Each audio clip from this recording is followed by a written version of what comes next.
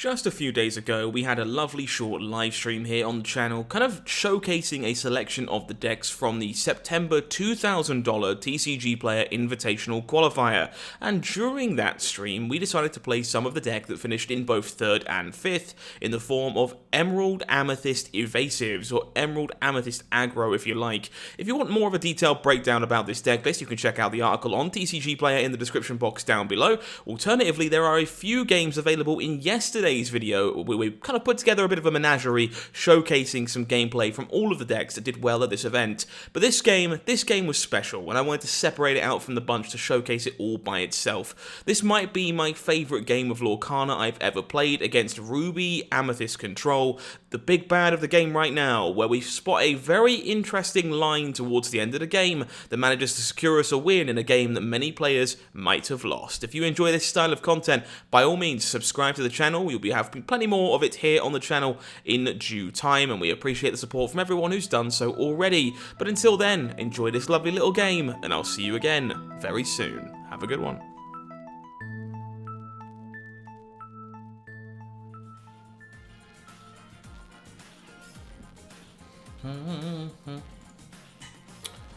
Alrighty, looking for a 1, let's mold this genie. I think we're just keeping Cheshire Flynn here. No 1, ugh. That's pretty miserable. Well, I think we're unlikely to be Megara-ing here, so in the Inkwell you go. Bum bum bum ba bum bum. Is this another Ruby Amethyst matchup? Looks like it. Plenty of Ruby Amethyst on the ladder today. Very nice, Savage. Happy to hear. Congratulations. I think I stopped at like 95 today. I'll finish the climb up a little bit later on. Then I have the second account to do, which I haven't logged into yet. Phone is on Mirror Pass. Sure. I might just bounce this Archimedes because that's quite good for me. Yeah, I think that's probably where I'm at. Boink. Quest. Off you trot.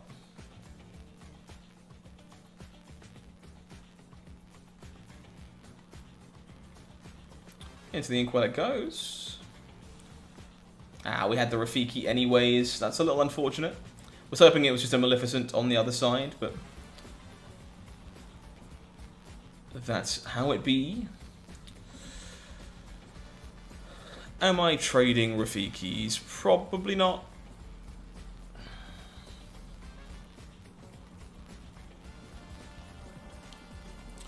Feels like I just want to get this Tink on the table.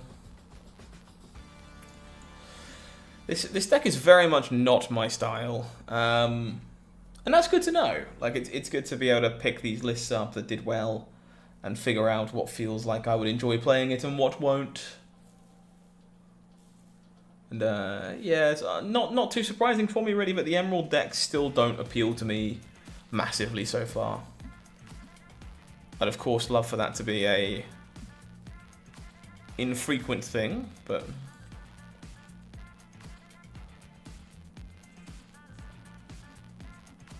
still don't think I'm trading for that, to be honest.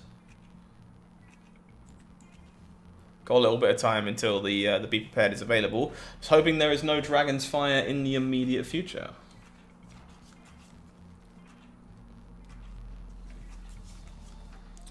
Feels pretty likely that there is if we are frenzing away. I was really impressed by that Amber Steel list earlier, actually, the one from the winner. Might play a bit more of that. It was really quite fun and really quite thought dense. Had a lot to think about.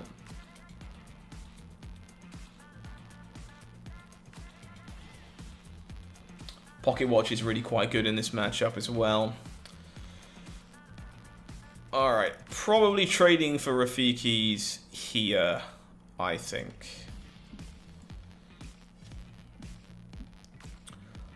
And I think the Megara being eaten up by a sweeper is probably completely fine. Any ink gets the genie for us. We'd love to top deck some 5s, or even arguably just like a 6 after another ink. I think this is the best way we can do this, because we are 2 turns away from the sweeper, so I think it's probably best that we try and just get our maximum amount of questy in, but not extend too much further at this point. Drawing a card.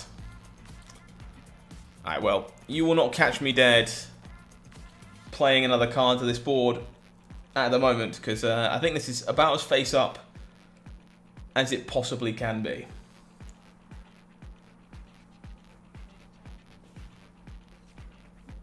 Yeah, we'll just quest. We're on 15. Do your thing. Set the world on fire. Because that's the only play now, isn't it? Let's be honest. You can cauldron a bit first, but you are prepared. Hatter. Alright. Have a Dragon's Fire. Because you're not quite at Maleficent just yet. Just got to keep posing the questions in a spot like this, because that is all we are capable of doing.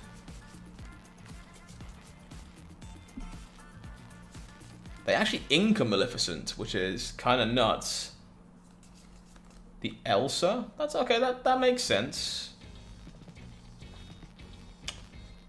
Alright, so I think I'm inking the Tink in this case.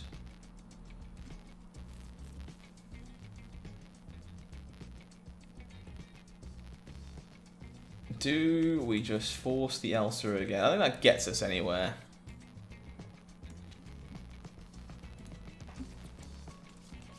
So I shouldn't have inked the Tink, because I didn't want a Genie. I inked it under the impression I was genieing and then rethought about it. And in a world where I am not genieing, I hold the Tink, wait to draw another ink if possible. Yeah, it gets so hard in these stages of the game like this when opponents just like locking you down with Elsa turn after turn. Like, I don't want to bounce these. It's just not enjoyable. It doesn't really get us anywhere.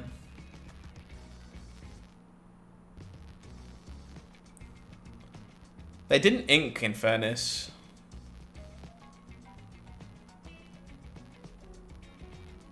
I guess I just make them Elsa again. It's not good, but I think this is where we are. If there's another Be Prepared, we are stone cold, just stoned. But I think I make them Elsa again.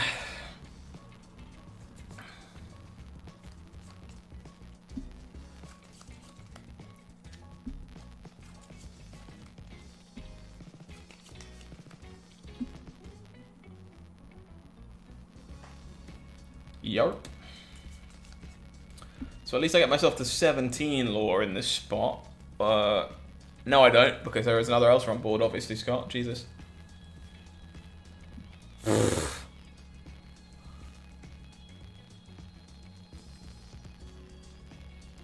I guess I will continue to play this game, as I don't really have much of another choice. Feels like all the agency is just in my opponent's hand here, which is never a game I really enjoy playing, so I don't think this deck is for me, personally. I understand the appeal, it does a lot of cool things. A lot of these Emerald cards are really quite good, but not vibing with me, personally. That's kind of the best part of card games, right? There's good decks you won't enjoy, bad decks you will. Good decks you will, bad decks you won't.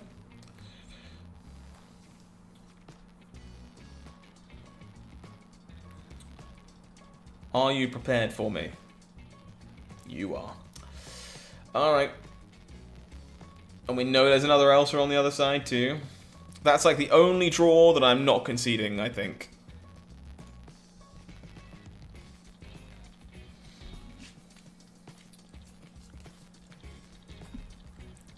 Cusco gives us some kind of shot.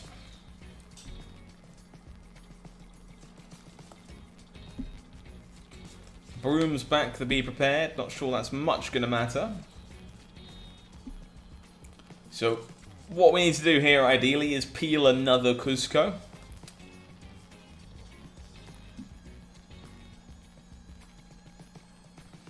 It's actually a shame we don't have 8 ink here, because what we could do is quest the Cusco, pick it up, and replay it.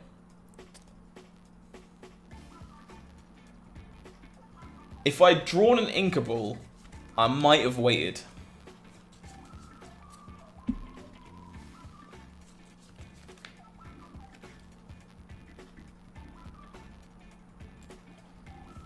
This is the line.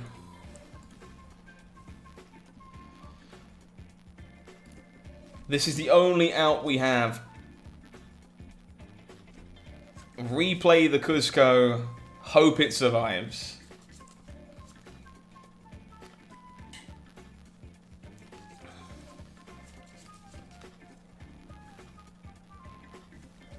Opponent gets so many looks at an answer too, it's like absolutely criminal.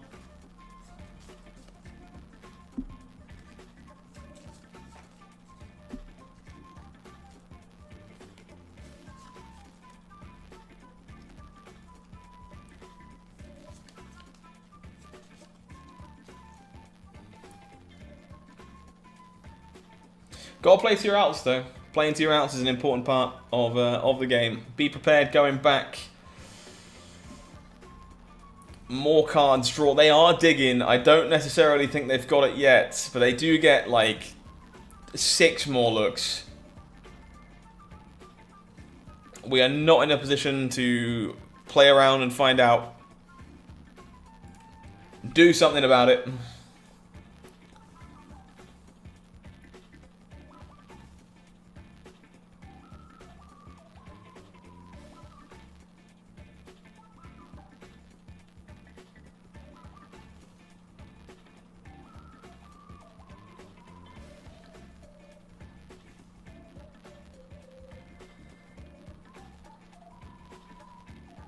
They now know if they can answer this Cusco or not.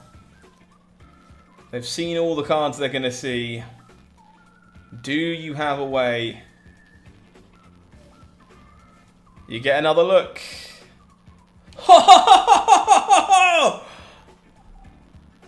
Imagine winning that game. That's a very unconventional line, and I'm really proud of seeing it.